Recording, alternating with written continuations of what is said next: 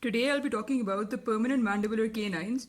The mandibular canine is the third tooth from the midline in the mandibular arch. This is the mandibular right canine. I don't have the mandibular left canine. According to the universal numbering system, this is tooth number 27 and mandibular left canine is tooth number 22.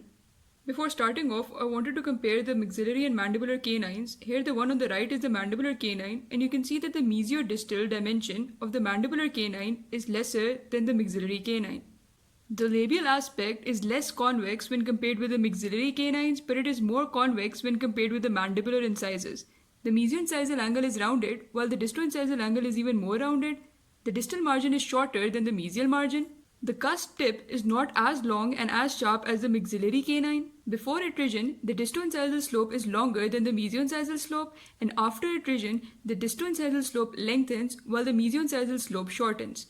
The cervical margin curves evenly towards the root apex. The labial aspect appears to be longer incisor-cervically when compared with the maxillary canine. This is due to the narrower mesiodistal dimension. The labial ridge is less prominent. Developmental depressions are present, but imbrication lines are absent.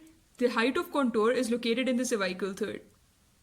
Coming to the lingual aspect, the mesial, distal, and incisal margins are the same as the labial aspect, and the cervical margin curves towards the distal side. The cingulum, marginal ridges, and lingual ridge are not as prominent when compared with the maxillary canine. The mesiolingual and distal lingual fossa are shallow. There are rarely any grooves, pits, or tubercles on the lingual surface. The lingual height of contour is located in the cervical third.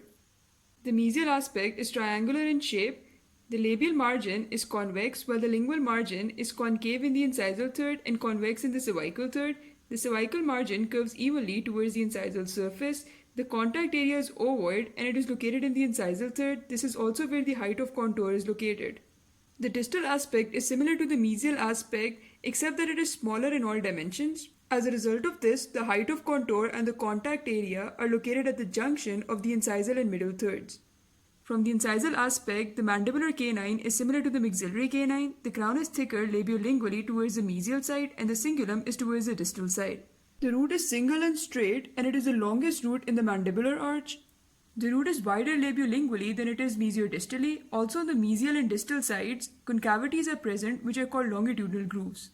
The mid-root cross-section shows that the root is wider labiolingually than it is mesiodistally. Also, the root is wider mesiodistally towards the labial surface and narrower towards the lingual surface. Coming to the variations and anomalies, irregularly curved roots are seen. Bifurcated roots are also possible, which have labial and lingual branches in mandibular canines.